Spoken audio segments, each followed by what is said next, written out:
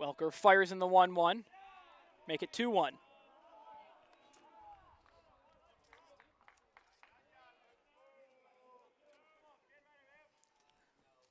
Pitch swung on, fouled by Markham. And he was ready for Welker threw at him. The Rice commit, starting his second straight game. Markham started on opening day. Starts again right now. Pitch swung on, fouled once again.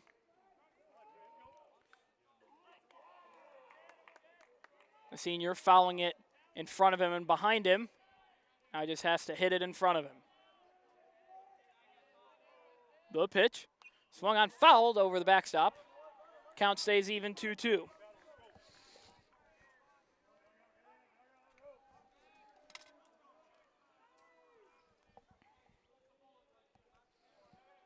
Welker down the hill, pitch in the dirt.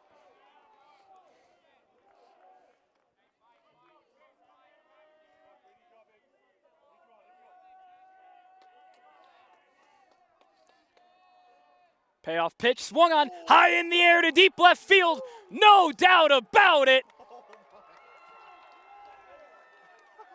Trey Markham, home run number 1 on the year.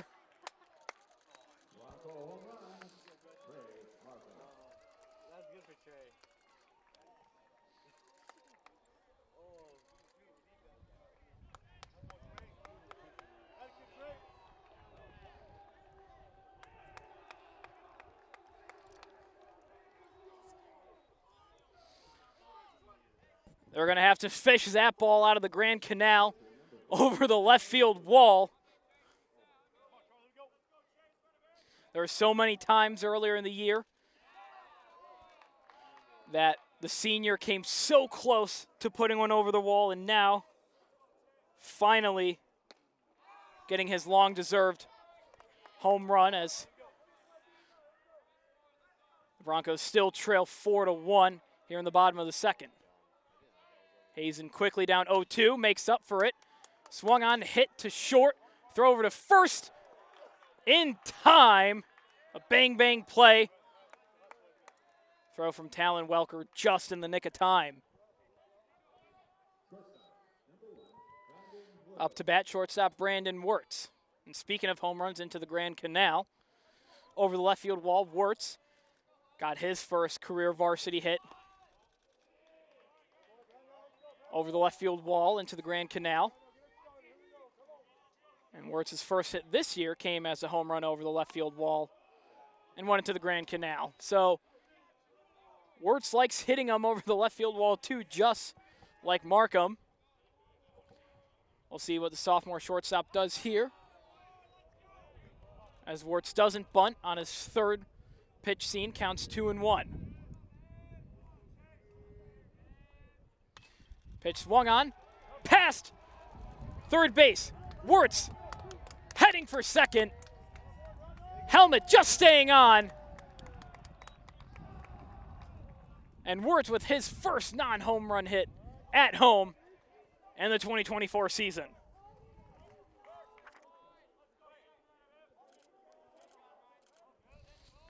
Ball just toeing the line.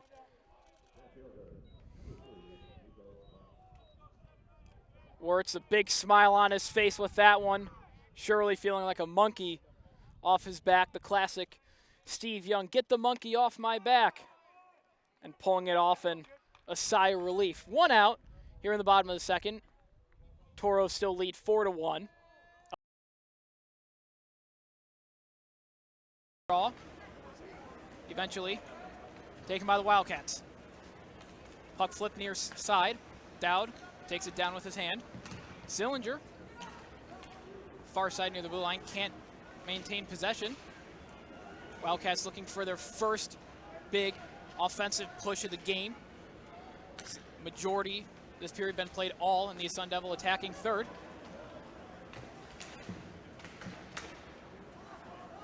Sillinger with the puck near point.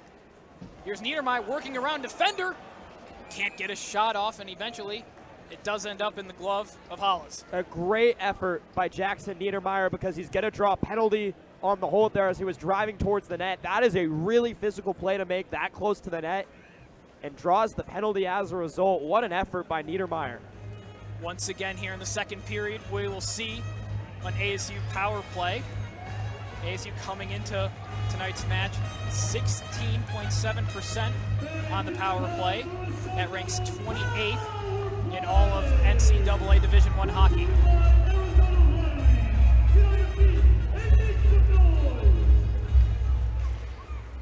Chambers and Eddy take the face-off. Wildcats dump the puck immediately. Pad saved by Semptenfelter.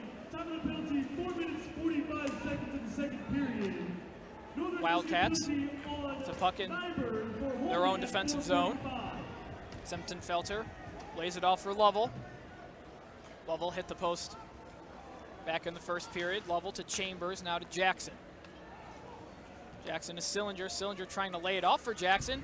Jackson will get there, but not before being closed in by two Wildcats in green.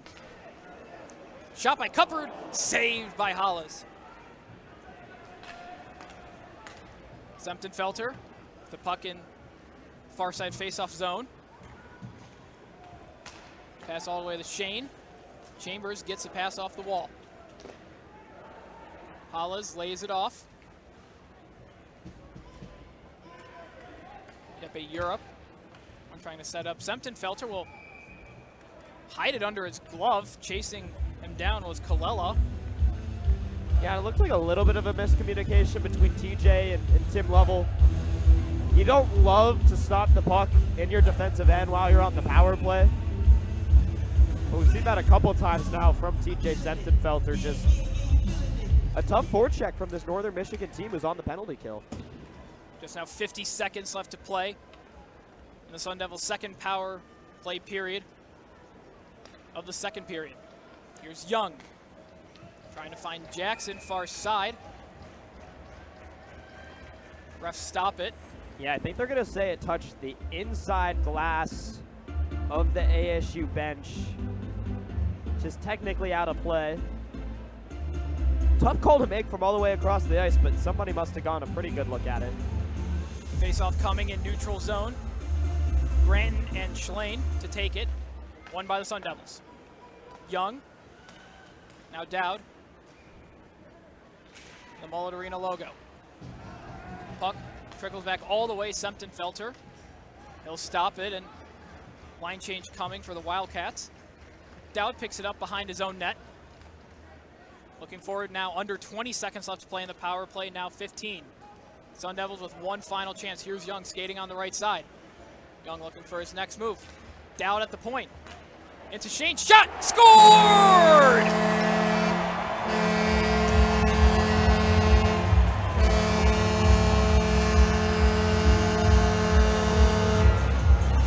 Charlie Shane opens the scoring here at Mullet Arena, and the Sun Devils take a 1-0 lead.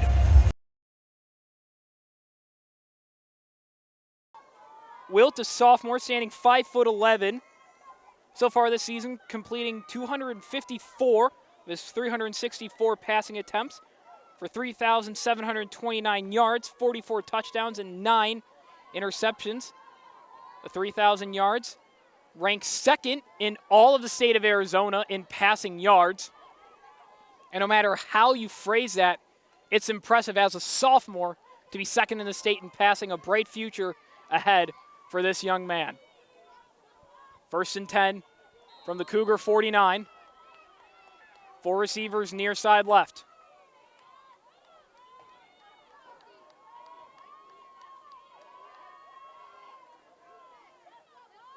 Wilt makes adjustments at the line. Gets the snap. Looking left. Pressure coming. Wilt goes down! A mix of Zaire Smith and Israel Torres getting to Wilt on the first play. That's something you need to be weary of if you're Tonopah Valley. The rush that Phoenix Christian has, not just Zaire Smith. With that, makes it sack number 7 on the year. Also Pablo Hernandez, Brandon Scroggins, Cassius Grimwade. They got a lot of guys that can rush the passer and like to do it. 2nd and long from the Phoenix 41. Wilt gets the snap. Quick throw out to the left.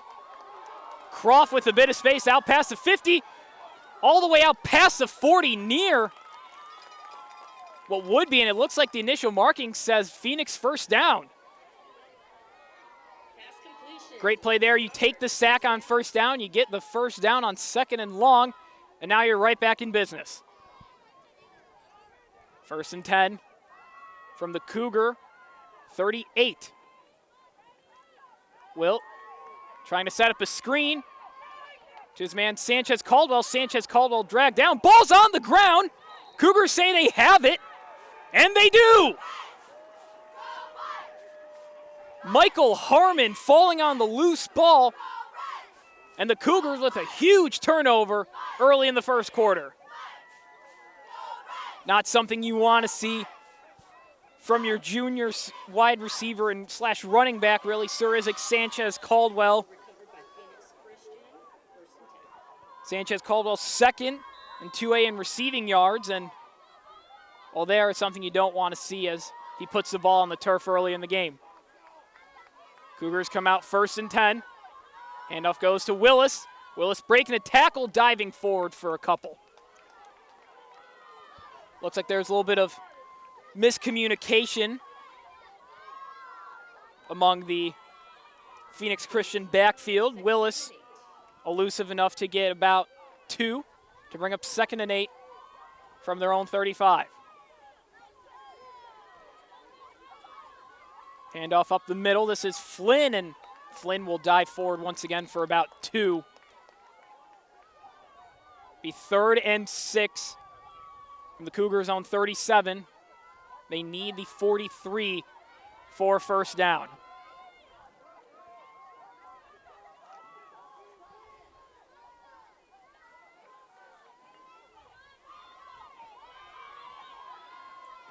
Handoff goes to Willis off the left side. Willis, a bit of space. Initial spot, does he have it? And he does. Cougars needed 6. They got 7 on 3rd down. That's a 6-yard gain for a fresh set of downs for the Cougar offense. Trey, 10 runs in the final inning. How can you explain that? Yeah, I mean, we were just, stick with it the whole game. Like, we didn't start super hot. We weren't really doing our thing, but we kept practicing all the time, to play the whole game. And, yeah, just play hard until the last pitch, and so that was what we did today. We kind of stuck with our approach. We didn't, try to do too much, and we were able to stick it to them at the end.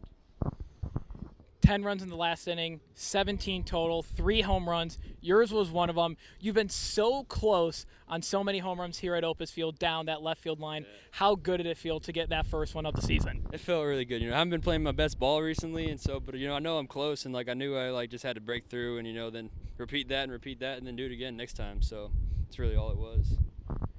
You guys have played good. Win streak continues, facing another 2 tough opponents this week. What are you guys going to take from this game going into the 2 games here this week? We just got to keep playing every pitch and keep executing too. That's a big thing. We did a better job today, getting our stuff down, but there's still a lot of learning experience from that game. Like the beginning of the game, we weren't playing our best, and there's a lot more execution we can do, a lot more just to make sure we're playing our best ball, heading into the end of the season. Now, I got to ask for myself and for the people at home, why is there a selfie with Steve after every game? And why, 2-part question, why was Carson turned around for that? Can you explain that? Yeah, so Carson first. Carson's number 10, and it was our 10th win on the season. We counted the scrimmage, so I think we're 9 for the season, but 10 if you count the scrimmage. So he's number 10, so we pointed the 10 because we're kind of running out of fingers. I guess we can do 10, but we're not going to have any more fingers anymore. So we just put the number guy in the middle. Mr. Schaff's always taking selfies, and he does a good job with them. He looks good in them, and so we just kind of stick with it. It's just kind of routine, We always get a selfie with Mr. Schaff.